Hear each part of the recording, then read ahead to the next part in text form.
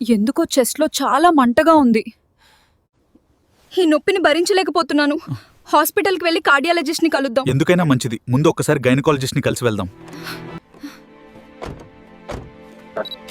ఇలాంటివి చాలా కామన్ గా ప్రెగ్నెన్సీలో చూస్తూ ఉంటాము. ఎందుకంటే బేబీ పెరుగుతూ ఉండడం వల్ల యూట్రస్ అనేది పైన స్టమక్ ని కంప్రెస్ చేయడం వల్లనో, లేకపోతే ప్రెగ్నెన్సీలో ఉండే హార్మోన్స్ లైక్ ప్రొజెస్ట్రాన్ వల్ల, స్ఫింక్టర్స్ రిలాక్సేషన్ వల్లనో యాసిడ్ పైకి రిఫ్లెక్స్ వచ్చి వాళ్ళకి చెస్ట్ బర్న్ లాగానో, లేకపోతే కాఫ్ లాగానో ప్రెజెంట్ అవుతూ ఉంటాయి.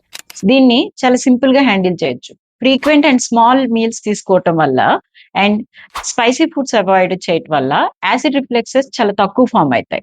సో వెనక్కి యాసిడ్ రిఫ్లెక్స్ వెళ్ళే ఛాన్స్ ఉండదు.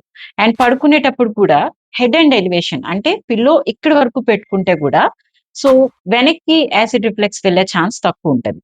అండ్ ఫుడ్ తిన్న తర్వాత ఒక ఫ్యూ స్టెప్స్ వేయటంలో కూడా డైజెషన్ చాలా ఫాస్ట్ గా అయ్యే ఛాన్స్ ఉంటుంది. ఇవన్నీ కూడా యాసిడ్ పొట్టలో ఉండకుండా చాలా ఫాస్ట్ గా ఎంప్టీ చేసేదానికి simple measures.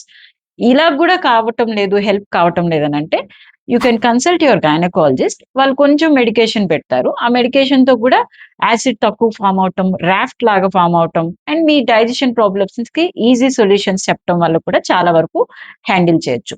This is simple acid related reflexes, not infection related are chest related pain. కాబట్టి వరి అవ్వాల్సిన అవసరం లేదు.